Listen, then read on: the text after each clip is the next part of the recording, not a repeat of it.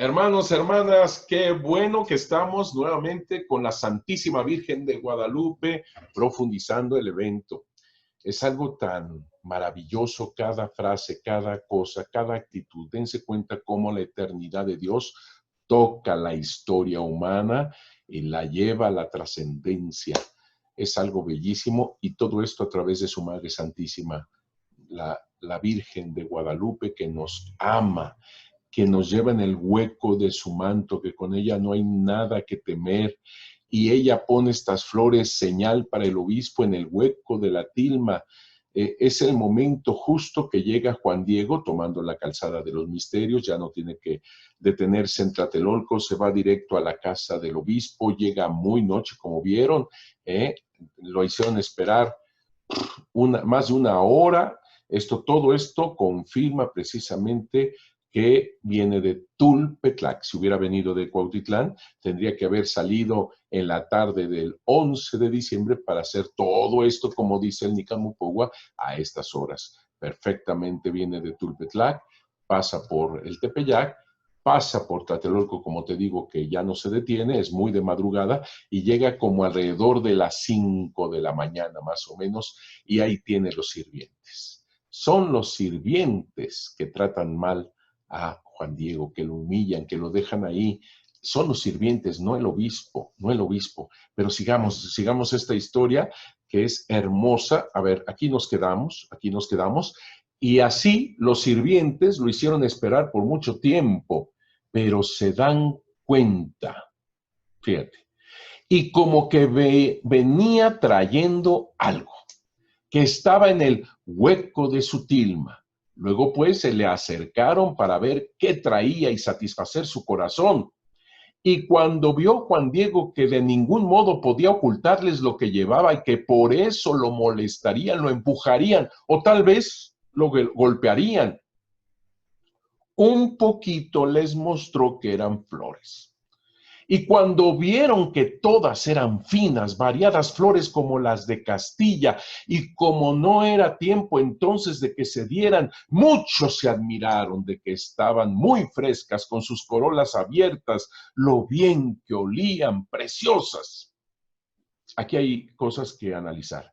Otra vez se vuelve a repetir hueco de su tilma. Se está confirmando que la señal, la verdad de Dios, del aliento y de la palabra a través de la Virgen de Guadalupe se encuentran en su tilma, en el hueco de su tilma, por lo tanto en su persona. Luego, eso de que Juan Diego tuvo temor, ¿verdad?, de que lo golpearan, de que lo empujaran y maltrataran las flores, por eso les tuvo que enseñar un poquito. Aquí, cuando dicen ellos, vieron que eran finas, lógicamente. Y luego esto, variadas flores como las de Castilla. En algunas traducciones se dice rosas como las de Castilla. Ya tú sabes perfectamente que cuando dicen solamente rosas, en realidad lo que quiere decir el indígena es variedad de flores, rosas. Variedad de flores, de Castilla, es decir, extraordinarias, de otro mundo, y se dan cuenta de otra cosa, que era tiempo de muerte, es decir, el hielo todo lo comía, como dicen otra referencia, y aquí lo dicen de este modo. Y como no era tiempo entonces de que se dieran, es lo mismo, no hay vida para las flores en ese momento, esto hace admirar todo esto. Estaban frescas, con sus corolas abiertas, lo bien que olían, preciosas. Esto hace y motiva que le vayan a avisar al obispo, fíjate. Y quisieron coger y sacar unas cuantas, anda.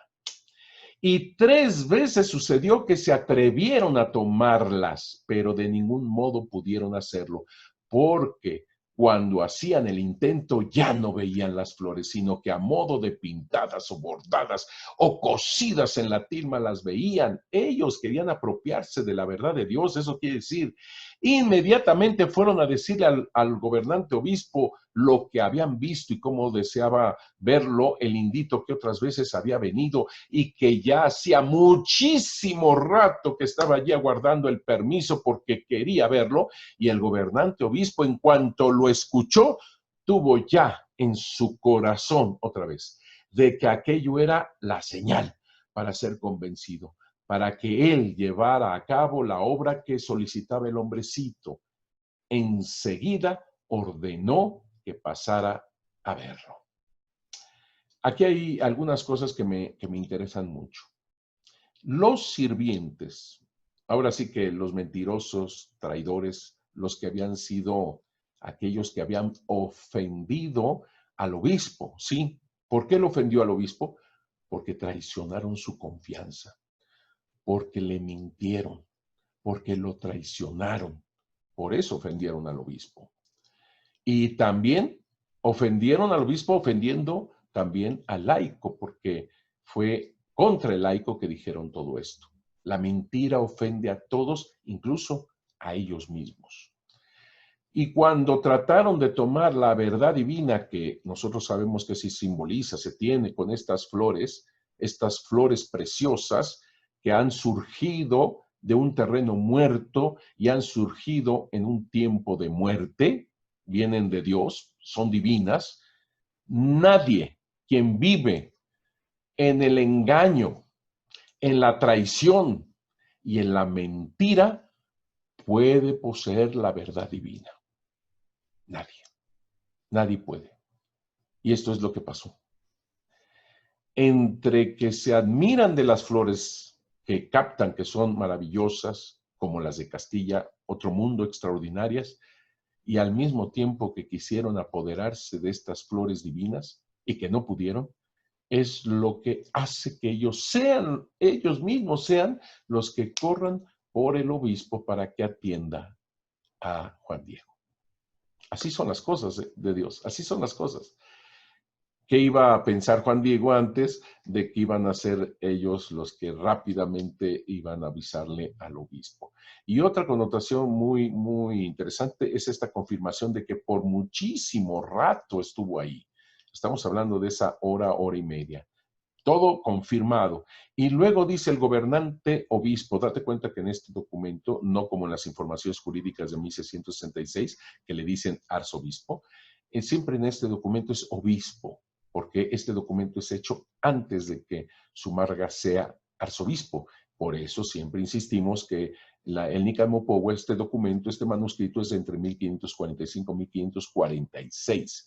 Porque tú sabes, te recuerdo que empezando el año de 1546 fue hecho allá en la Santa Sede, por supuesto, arzobispo, y llega la noticia después. Pero entonces estamos en este documento donde todavía lo conocen como obispo. Y finalmente, permíteme decirte esto que es muy interesante. El obispo enseguida ordenó que pasara a verlo. Aquí tenemos una connotación también muy importante porque no es el obispo quien lo desprecie, a ver ahí que se quede allá afuera. No, él cuando sabe que está el indito, cuando sabe que está Juan Diego, inmediatamente hace pasarlo. Son los criados los que lo han humillado dejándolo afuera.